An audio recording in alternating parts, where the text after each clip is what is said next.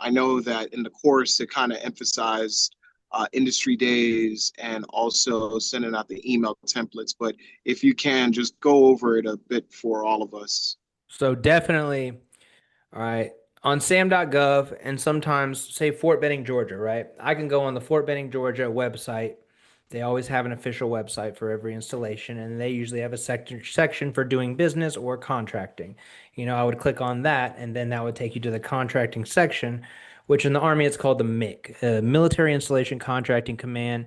On Air Force, they're usually called contracting squadrons, whatever. But they list dates for industry days, and they usually list their small business point of contact.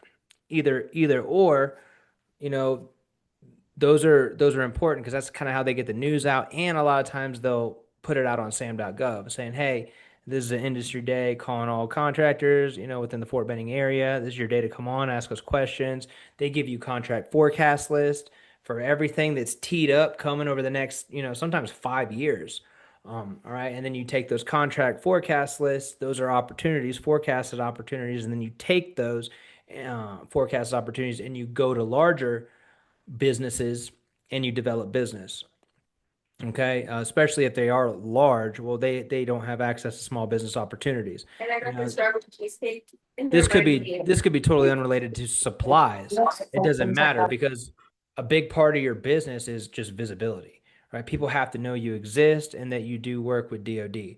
So that's one way of doing it is directly through their websites or reaching out to their small business contact because all that small business person is just a contract officer and they're just assigned that extra duty to be like the small business guy, and then they kind of determine what goes, hey, what's set aside for small business and what isn't.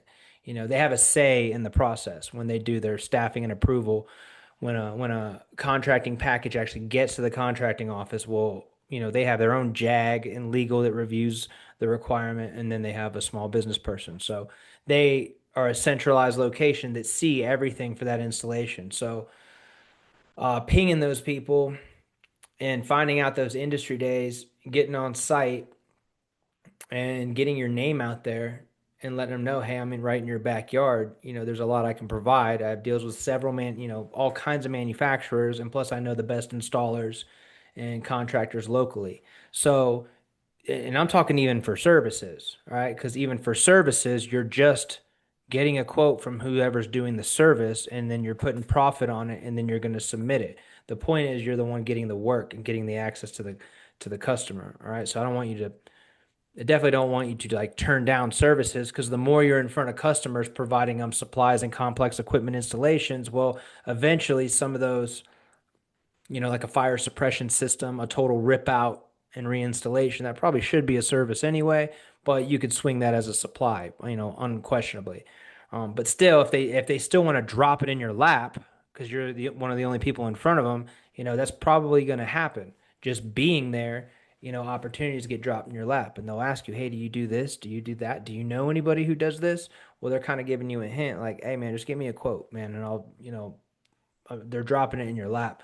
But that's one way to get onto installations, right? So if you're not service disabled or retired, you have to do that and you have to go to site visits. And even any construction site visits, the majority, I'd say the most reoccurring way to get onto an installation is to go to construction site visits, okay?